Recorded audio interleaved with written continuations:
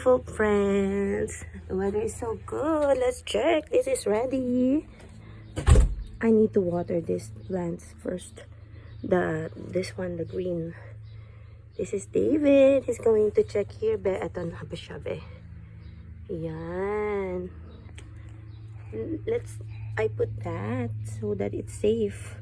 I have to print another one, or I'm not sure. It's ready. I think I'm going to change this too, but same price. Just because I'm in a rush last night when I was making it. It's okay, much better if this is open, but right now,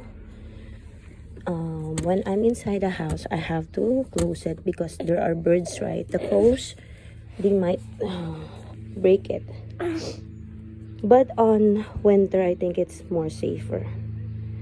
I think it's best that we have that, right? Maganda yan, be, kasi parang protection na rin. Ayan. These are the items. Wait lang. That one, the first one, you can give this as a gift. It's so sweet. These are the 2 stickers. These are the cute ones that I showed you last night, and that one are the other stickers, but it's not the 2 stickers. Keychains that are inspirational, so that's really cute. This one, maybe it will fall down, so let's put it in the middle. Diba? Oh my goodness. And then the other ones are ball pens. Oh my gosh. It won't stay, be. Nabura. I like it that, you can use a chalk. Ayan. Have a great day. We love you. Take care. We love you.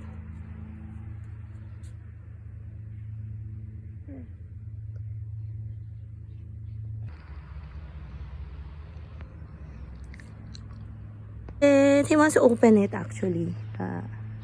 He loves to open it. Hi. Ayaw niya pumasok sa loob ng bahay. Have a great day. We love you. Enjoy the weather.